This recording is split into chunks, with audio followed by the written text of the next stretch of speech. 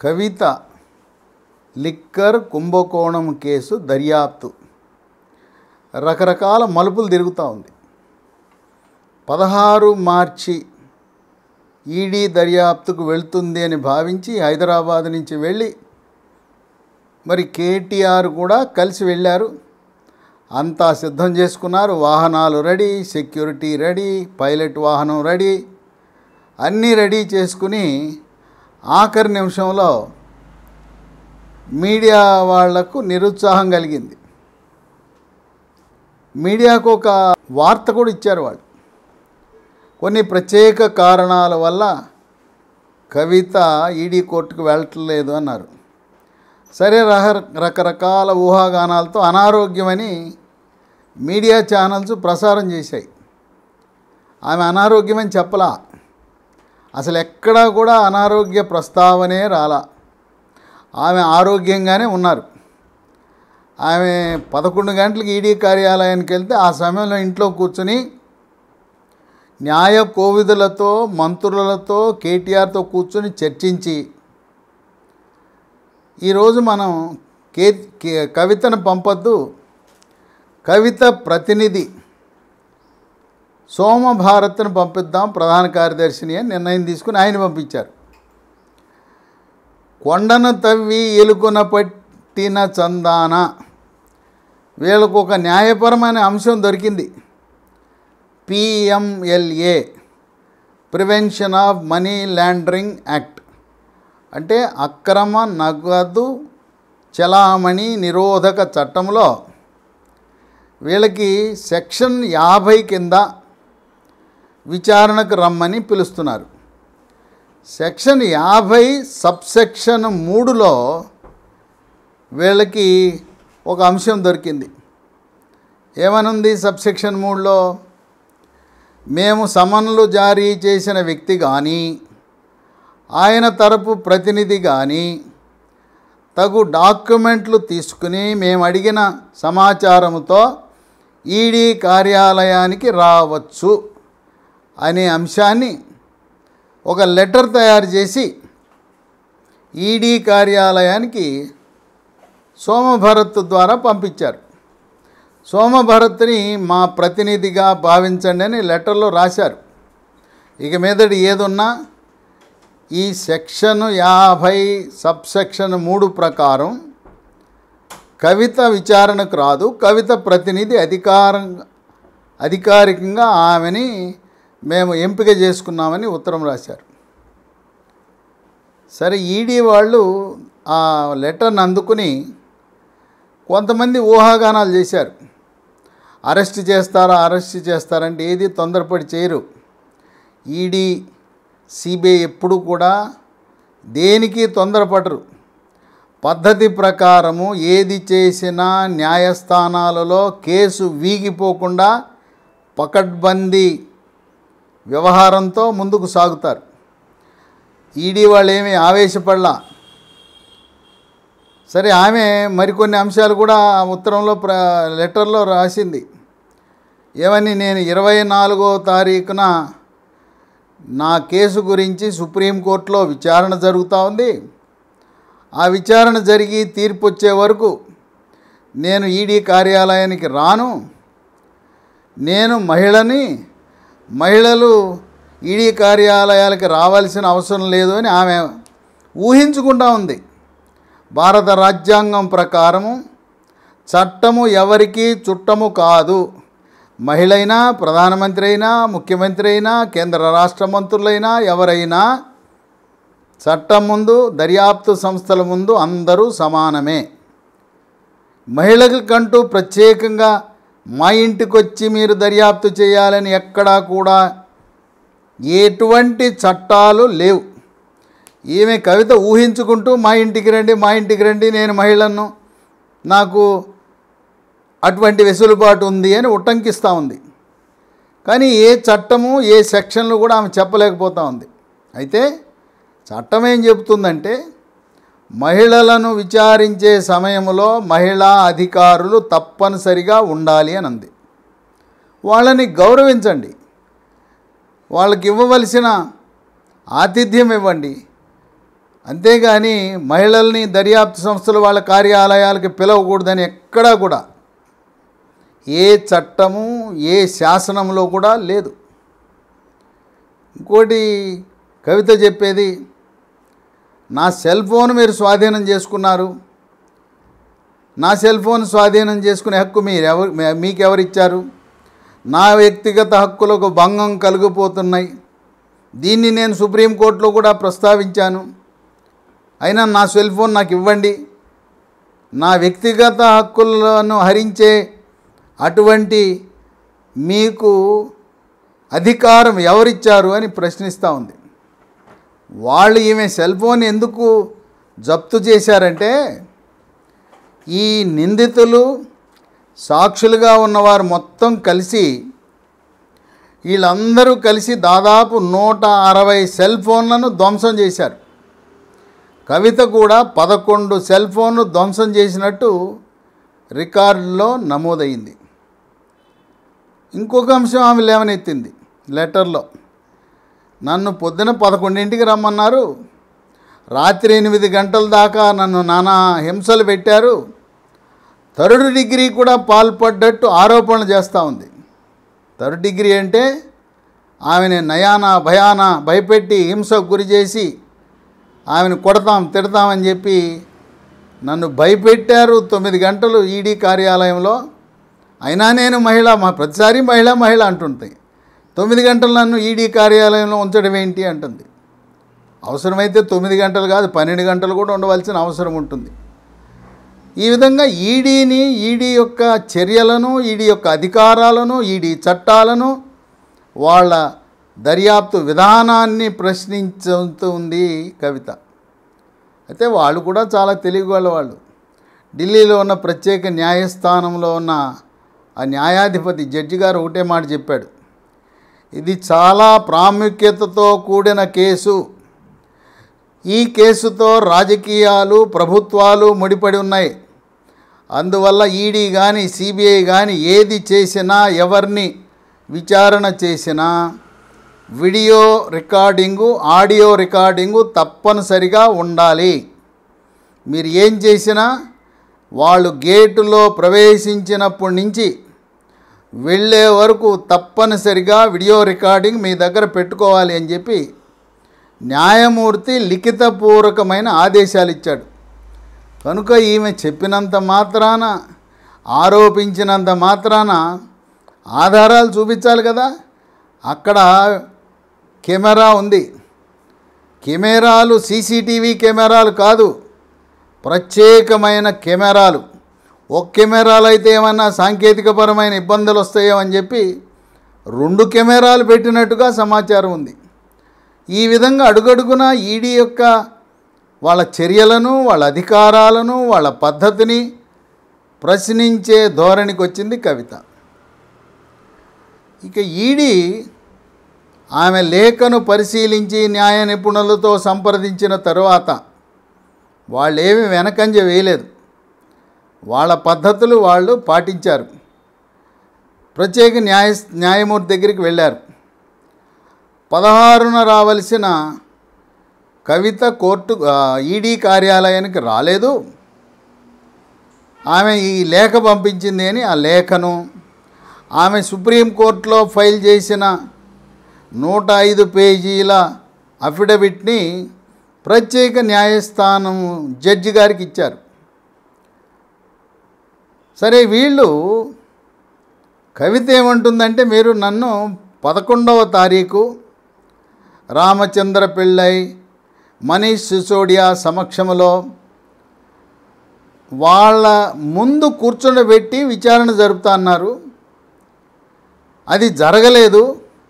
ఎందుకు చేయలేదంటే, అక్కడ మహిళా అధికారి ఆ రోజే చెప్పింది 11వ తారీఖున, కవితమ్మ ఈరోజు మిగతా నిందితులు కస్టడీలో ఉన్న వాళ్ళతో కలిపి కూర్చోబెట్టి ఈరోజు మాకు సాంకేతిక పరంగా కొన్ని సమస్యలు వచ్చినాయి, అందువల్ల జరగలేదు. అది మరొక డేట్ రోజు చేస్తామని చెప్పింది. ఈ సాక్షులను, నిందితులను అందరినీ కూర్చోబెట్టి సామూహికంగా సమిష్టిగా విచారణ జరిపే ప్రక్రియను ఆ రోజు వాయిదా వేశారు. జరగలేదనలేదు, జరుపుతాం, వాయిదా వేశామన్నారు. ఈ ప్రక్రియని కాన్ఫ్రంటేషనల్ ఇంటరాగేషన్ అంటారు న్యాయ పరిభాషలో. అంటే ఎదురు బదురు కూర్చుండబెట్టి ఇతరులు వింటూ ఉండగా సాక్ష్యాన్ని నమోదు చేస్తారు. సరే, రామచంద్ర పిళ్ళై నేను కవిత యొక్క బినామీ అని చెప్పిన వాంగ్మూలాన్ని ఉపసంహరించుకున్నాడు. ఎప్పుడు ఉపసంహరించుకున్నాడు? కవితకు సమన్లు జారీ చేసిన తరువాత ఆయన వాంగ్మూలాన్ని అధికారికంగా లిఖితపూర్వకంగా ఉపసంహరించుకున్నాడు. దాన్ని కూడా ఈడీ అధికారులు, ఈడీ న్యాయవాదులు ప్రత్యేక న్యాయస్థానం జడ్జి గారి దృష్టికి తెస్తే, మీరు చెప్పదలుచుకుంది చెప్పండి, నేను ట్రయల్ సందర్భంగా వాదోపవాదాల సందర్భంగా ఆయన ఏ పరిస్థితులలో ఏ సమయంలో ఉపసంహరించుకున్నాడు, ఆయనపై ఏదైనా ఒత్తిడి వచ్చిందా, ఆ అంశాలు మనం వాదోపవాదాల సమయంలో దాన్ని పరిగణలోకి తీసుకుంటాను. ప్రస్తుతం రామచంద్ర పిళ్ళై వేసిన వాంగ్మూల ఉపసంహరణ గురించి నేను ఏమీ వ్యాఖ్యానించబోను అని చెప్పి ప్రత్యేక న్యాయస్థానం జడ్జి గారు చెప్పడం జరిగింది. ఇక ఈడీ కార్యాలయ అధికారులు వాళ్ళ ప్రణాళికను వాళ్ళు ప్రకటించేశారు. 17 మార్చి బుచ్చిబాబుని, రామచంద్ర పిళ్ళైని ఎదురుబెదురుగా కూర్చుండబెట్టి విచారణ జరపబోతున్నారు. ఇంకా 2 పెద్ద తలకాయలు ఉన్నాయి. కవిత కంటే రాజకీయంగా పెద్ద తలకాయలు మరో 2 ఉన్నాయి. ఒకటి ఒంగోలు లోక్సభ సభ్యుడు మాగుంట శ్రీనివాసరెడ్డి. ఇంకా పెద్ద తలకాయ ఢిల్లీ ముఖ్యమంత్రి ఆప్ అధ్యక్షుడు కేజ్రీవాల్. కేజ్రీవాల్పై కూడా ఇప్పటికే సిబిఐ, ఈడీ ఛార్జ్ షీటు దాఖలు చేయడం జరిగింది. ఆయనకు కూడా ఈ మద్యం కుంభకోణం కేసులో సంబంధం ఉందని దర్యాప్తు సంస్థల దగ్గర సమాచారం ఉంది. కవిత ఎమ్మెల్సీ తర్వాత ఇప్పుడు లోక్సభ సభ్యుడి జోలికి వెళ్ళారు. ఆయన్ని 18 మార్చి ఈడీ కార్యాలయానికి రావాల్సిందిగా ఆయనకి సమన్లు జారీ చేశారు. ఇప్పటికే తన కుమారుడు మాగుంట రాఘవరెడ్డి ఆయన అరెస్ట్ చేశారు, జ్యుడిషియల్ కస్టడీలో పెట్టారు. మరి సిబిఐ కస్టడీలో తీసుకుని విచారణ జరిపారు.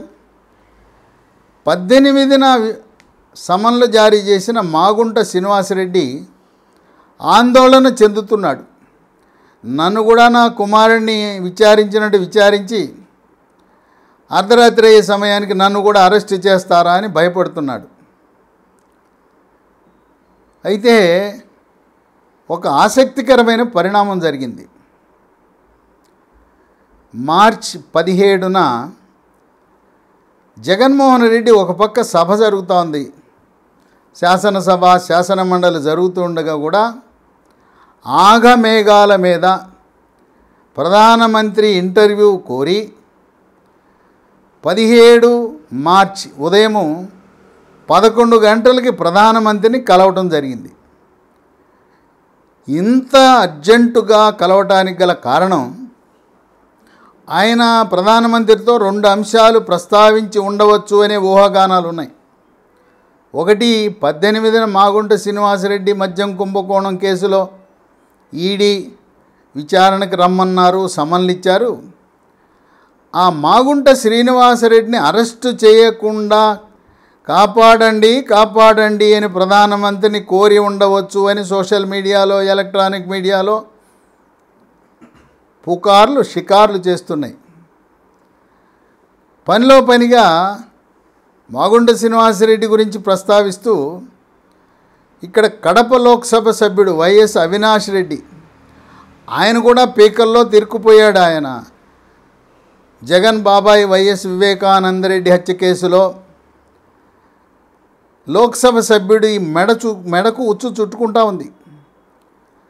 వైఎస్ అవినాష్ రెడ్డిని అరెస్టు చేయకూడదు అని చెప్పి తెలంగాణ హైకోర్టులో పిటిషన్ వేస్తే తెలంగాణ హైకోర్టు వాళ్ళు ఒక తీర్పు ఇచ్చారు. దర్యాప్తు సంస్థ సిబిఐ అవినాష్ రెడ్డి అరెస్టు అవసరము అని భావిస్తే అరెస్టు చేస్తారు, దాంట్లో మేము జోక్యం చేసుకోం. దర్యాప్తు సంస్థలు వాళ్ళ అవసరాన్ని బట్టి వాళ్ళు నిర్ణయం తీసుకుంటారు. మేము ఆయన్ని అరెస్టు చేయకూడదని ఎటువంటి మధ్యంతర ఉత్తర్వులు ఇవ్వము అని చెప్పారు. కనుక షెడ్యూల్లో లేని ప్రధానమంత్రితో మీటింగు, అత్యవసర మీటింగ్ ఉదయం 10 గంటలకు 17 శుక్రవారం మార్చి మోదీని కలిసి మా అవినాష్ రెడ్డిని రక్షించండి, కాపాడండి, అలాగే మాగుంట శ్రీనివాసరెడ్డి ఇద్దరికి కూడా కేసుల నుంచి ఏమీ మినహాయింపు ఉండదు. బహుశా సోషల్ మీడియా ఎలక్ట్రానిక్ మీడియాలో ప్రచారం ఏంటంటే మా గౌరవాన్ని కాపాడండి, మా పరువును కాపాడండి, మా పార్టీ పరువు కాపాడండి, నా వ్యక్తిగత పరువు కాపాడండి. నా దగ్గర సమీప బంధువు వైఎస్ అవినాష్ రెడ్డి జైలుకు వెళ్లకుండా, అలాగే గతంలో తెలుగుదేశం పార్టీలో చక్రం తిప్పి నన్ను నమ్ముకుని వచ్చిన మాగుంట శ్రీనివాసరెడ్డి ఆయన కూడా జైలుకు వెళ్లకుండా, ఈ ఇద్దరు జైలుకు వెళ్లకుండా కాపాడండి, మీ యొక్క సహాయం కావాలి అని కోరినట్లుగా ప్రచారం జరుగుతూ ఉంది. ప్రధానమంత్రిని కలిసిన తర్వాత కేంద్ర హోంశాఖ మంత్రి అమిత్ షాను కూడా కలుస్తాడనే ఊహాగానాలు ఉన్నాయి.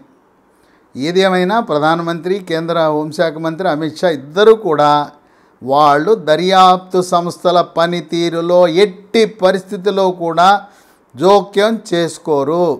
దర్యాప్తు సంస్థలు మాగుంట శ్రీనివాసరెడ్డిని, వైఎస్ అవినాష్ రెడ్డిని అరెస్టు చేయాలని నిర్ణయం తీసుకుంటే అది జరిగి తీరుతుంది.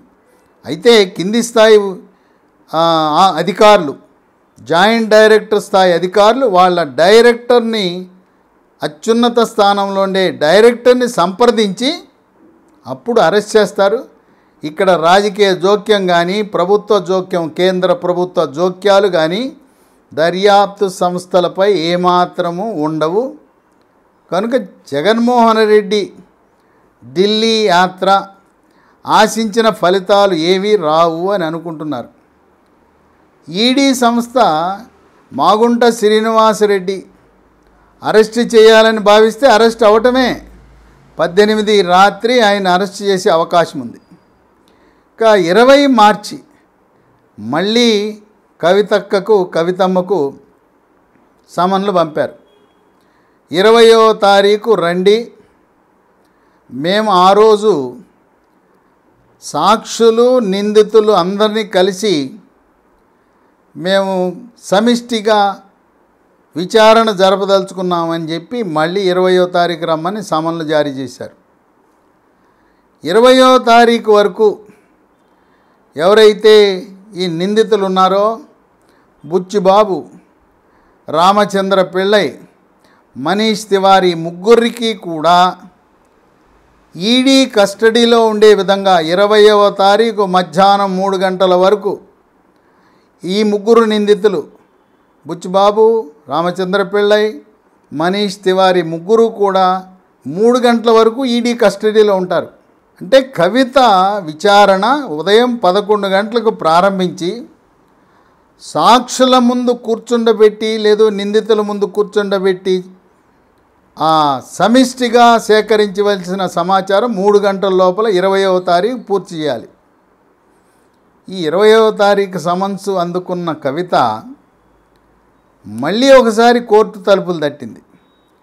15వ తారీఖు సుప్రీంకోర్టుకు వెళ్ళింది. 15వ తారీఖు మేమేం మధ్యంతరాలు ఉత్తర్వులు ఇవ్వము, 24వ తారీఖు మీ వాదనలు వింటాం, మీకు ఎటువంటి మినహాయింపులు లేవు, 16వ తారీఖు మిమ్మల్ని రమ్మంటే ఈడీ కార్యాలయానికి వెళ్ళండి, ఆమె నేను మహిళని మా ఇంటికి రావాలి ఈడీ అంటే మీ ఇంటికి రారని చెప్పారు. అట్లాగే నేను మహిళని, నేను ఎమ్మెల్సీని, వీడియోలో విచారణ జరపాలంటే అలాంటి ప్రతిపాదనలు మేము అంగీకరించం, కనుక ఈడీ చెప్పినట్టుగా చేయమని సుప్రీంకోర్టులో చెప్పారు. ఆమెకి ఏమీ కూడా 15 మార్చి రోజు సుప్రీంకోర్టులో ఏమాత్రము ఊరట కలగకపోగా చుక్కెదురైంది. అయినా వదిలిపెట్టలేదు. 20వ తారీఖు సమన్లు ఈడీ నుంచి వచ్చిన తర్వాత మళ్ళీ ఒకసారి శుక్రవారం మార్చి 17న సుప్రీంకోర్టు మెట్లెక్కారు. సుప్రీంకోర్టు న్యాయమూర్తులు వాళ్ళని ఏం కోరారు? కవిత, నాకు 24న డేట్ ఇచ్చారు మా వాదనలు వినటానికి, ఈ లోపల ఈడీ వాళ్ళు నన్ను 20వ తారీఖు రమ్మంటున్నారు కార్యాలయానికి, కనుక నా కేసు ముందుగా వినండి, 24 కాకుండా 20వ తారీఖునే వినండి, ముందుగా విని నాకు న్యాయం చేయండి అని సుప్రీంకోర్టు న్యాయమూర్తులను కోరారు. అక్కడ కూడా 17 మార్చిన కూడా కవితకు చుక్కెదురైంది. సుప్రీంకోర్టు ధర్మాసనం మేము 15/24 అని చెప్పాం, మళ్ళీ 17వ తారీఖు వచ్చి నాకు ముందు కావాలంటారేంటి? ఒకవేళ ఈడీ వాళ్ళు 20వ తారీఖు మిమ్మల్ని రమ్మంటే చట్టబద్ధంగా మీరు చేయవలసిన పని చెయ్యండి, వెళ్ళండి ఈడీకి. మీకు ఏదైనా అభ్యంతరాలున్నా, మీకేమైనా అక్కడ వాళ్ళు ఇబ్బందులు పెడితే 24 మార్చి 24న జరిగే విచారణలో మా దృష్టికి తీసుకురండి అని అంటూ వాళ్ళు ఈడీ, సిబిఐ కేంద్ర దర్యాప్తు సంస్థలు ఎలా పనిచేస్తాయో మాకు అవగాహన ఉన్నది, కనుక తప్పుడు ఆరోపణలు చేసినంత మాత్రాన మేము వాటికి ఎటువంటి విశ్వసనీయత ఇవ్వము అని చెప్పి మళ్ళీ రెండవసారి మార్చి 17న కూడా కవితకు సుప్రీంకోర్టులో చుక్కెదురైంది. పదే కోర్టు మెట్లు ఎక్కడం వల్ల న్యాయమూర్తులకు కూడా సుప్రీంకోర్టు ధర్మాసనానికి కూడా విసుగొచ్చే అవకాశం ఉంది. అసలు ఈమె ముందు వెళ్ళవలసిన కోర్టు ఢిల్లీలో ఉండే ప్రత్యేక న్యాయస్థానం, లేదు ప్రత్యేక న్యాయస్థానం కాకపోతే ఢిల్లీ హైకోర్టుకు వెళ్ళాలి. ఢిల్లీ హైకోర్టుకు వెళ్లకుండా సుప్రీంకోర్టుకు వచ్చి ఇక్కడ రోజు మార్చి రోజు మమ్మల్ని వచ్చి ముందిను అంటవేంటి? కొంపలు ఏమైనా మునిగిపోతాయా? ఈడీ కార్యాలయానికి వెళ్తే నష్టమేంటి? ఇంట్లో చేసినా, వీడియోలో చేసినా, కార్యాలయంలో చేసినా అదే కదా అనే అభిప్రాయానికి వచ్చారు. సుప్రీంకోర్టు న్యాయమూర్తులు ధర్మాసనం 24 మార్చిన వాదోపవాదాలు విన్న తరువాత ముందు మీరు ఢిల్లీ హైకోర్టుకు వెళ్ళి అక్కడ విన్న తరువాత మీకేవైనా న్యాయం జరగకపోతే ఇది సర్వోన్నత న్యాయస్థానం సుప్రీంకోర్టు ఢిల్లీ హైకోర్టుకి ఎందుకు వెళ్ళలేదు అని ప్రశ్నించి ఈ కేసుని ఢిల్లీ హైకోర్టు వినమని ఆదేశాలు ఇచ్చినా ఆశ్చర్యం లేదని సీనియర్ న్యాయవాదులు భావిస్తున్నారు. ఏది ఏమైనా అడుగడుగున కవితకు నిరాశ, నిస్పృహ, మరి సుప్రీంకోర్టులో కూడా చుక్కెదురు. తర్వాత ఈ బీఆర్ఎస్ న్యాయవాదులు, ఢిల్లీలో ఉండే ప్రముఖ న్యాయవాదులు కొండను తవ్వి ఎలుకను పట్టామని సెక్షన్ 50 సబ్సెక్షన్ 3 కింద కవిత వెళ్ళవలసిన అవసరము లేదు, సబ్సెక్షన్ 3 ప్రకారము ఆమె ప్రతినిధి వెళ్ళొచ్చు, సోమా భరత్ వెళ్తే సరిపోతుందనే వాదనలతో ఈడీ ఏకీభవించటం లేదు, సుప్రీంకోర్టు కూడా ఏకీభవించే అవకాశం లేదు. కీలకమైన కేసుల్లో ఢిల్లీ ప్రభుత్వానికి 2000 కోట్ల ప్రజాధనం నష్టం జరిగింది. ఇది దేశంలోనే అతిపెద్ద స్కాండల్. ఇది రాజకీయంగా ముడిపడిన అంశం, ఇది ప్రతినిధులను విచారించే అంశం కాదు అని చెప్పి సుప్రీంకోర్టు కూడా వాళ్ళ అభిప్రాయాన్ని వెలిబుచ్చే అవకాశం ఉంది. ఏది ఏమైనా బీఆర్ఎస్ పార్టీ, అన్ని రాజకీయ పార్టీలు కూడా 20వ తారీఖు మార్చి 20 ఏం జరగబోతుంది, సస్పెన్స్. ఈ కవిత లిక్కర్ కుంభకోణం కేసు వ్యవహారం థ్రిల్లర్ సినిమాను పోలిన విధంగా క్షణక్షణమని ఒక సినిమా తీశారు డాక్టర్ కేఎల్ నారాయణ. ఆయన సినిమాను పోలినట్టుంది. ఎప్పుడు ఏం జరగబోతా ఉందో, మార్చి 20న ఏం జరగబోతుందో అని కేవలం తెలుగు మీడియానే కాదు, ఢిల్లీలో ఉండే జాతీయ మీడియా కూడా ఆసక్తిగా ఎదురు చూస్తున్నారు. ఎందుకంటే ఢిల్లీలో ఉండే ఆమ్ ఆద్మీ ప్రభుత్వానికి ముడిపడి ఉన్న అతిపెద్ద కుంభకోణం కనుక జాతీయ మీడియా, అన్ని రాష్ట్రాల ప్రాంతీయ భాషల మీడియాలు కూడా మోహరించి ఏప్రిల్ 24 ఏం జరగబోతుంది, మరి కవిత ఈ కేసు నుంచి బయటపడుతుందా, లేదు ఈమెను కూడా అరెస్టు చేస్తారా అనేది పాత్రికేయులు కూడా ఆసక్తిగా ఎప్పటికప్పుడు దీన్ని కవర్ చేయటానికి ఆసక్తి చూపుతున్నారు.